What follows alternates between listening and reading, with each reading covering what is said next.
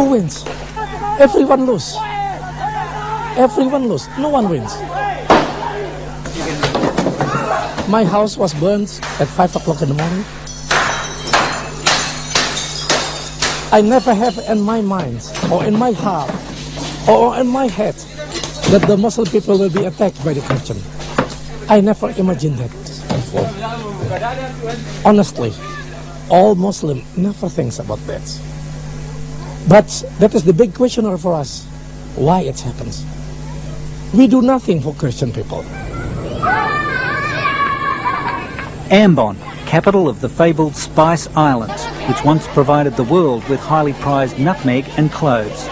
A place of tranquility and tolerance between the majority Christians and Muslims. But the peaceful past has been shattered. The road from Ambon's airport is littered with the scars of religious violence. It's dangerous to travel without armed guards. In the last 2 months, an estimated 3,000 houses have been torched. 200 people have died, and there are real fears that fighting could flare up at any time. For a generation, President Suharto kept tight control over religiously diverse Indonesia. The power vacuum in his absence could be the reason places like Ambon are falling apart.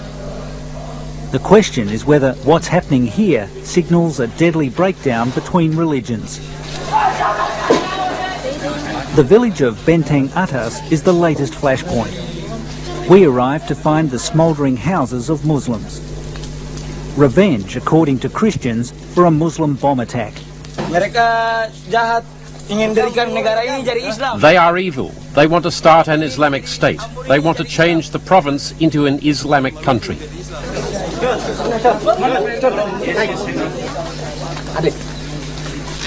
These Christians have assembled a crude but deadly arsenal of weapons from whatever they can find.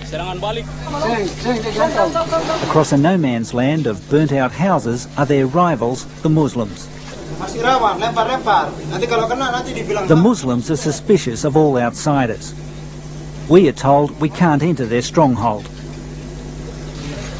For generations, followers of the two faiths have lived side by side.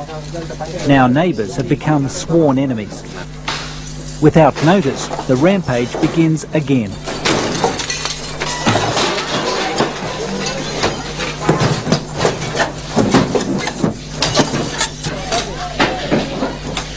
There are innocent victims on both sides. Kichi Palapesi is a Christian but lives with her 5 children on the Muslim side of the village. She knows it's time to get out. It's only a matter of time before her house becomes a target of revenge. Justru itu lebih baik saya hindari daripada saya nanti konyol di sini. I would prefer to leave rather than die. I have nothing here.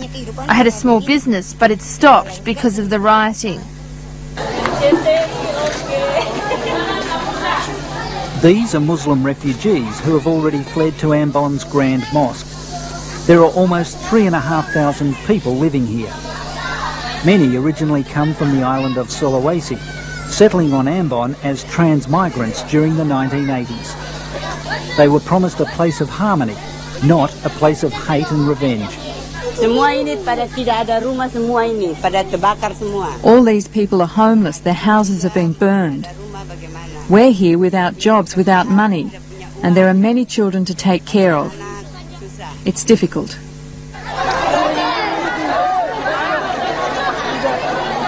There's desperation at the Ambon dock as thousands try to flee. The simple solution for these people is to return to Sulawesi. Their meagre possessions are dragged up the side, the last reminders of their ordeal. I can forgive, but never forget, maybe for 3 or 4 generations. I hope that we can resolve it all, and we can live in reconciliation, and we can live together so harmony again. I hope that.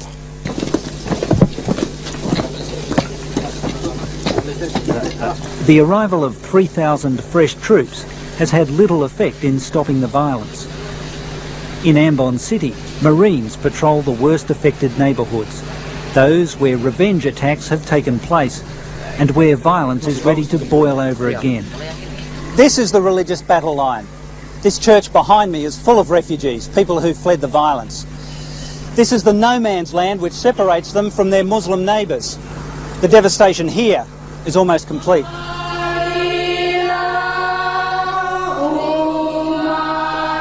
Those who have fled to the downtown Silo Church have had their lives turned upside down.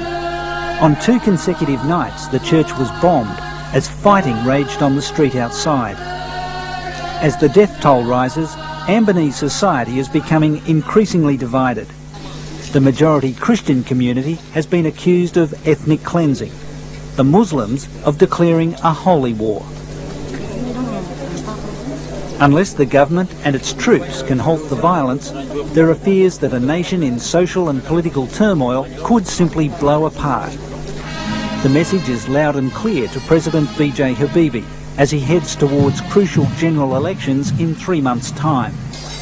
Perhaps only Ambon's religious leaders can call a halt to the carnage.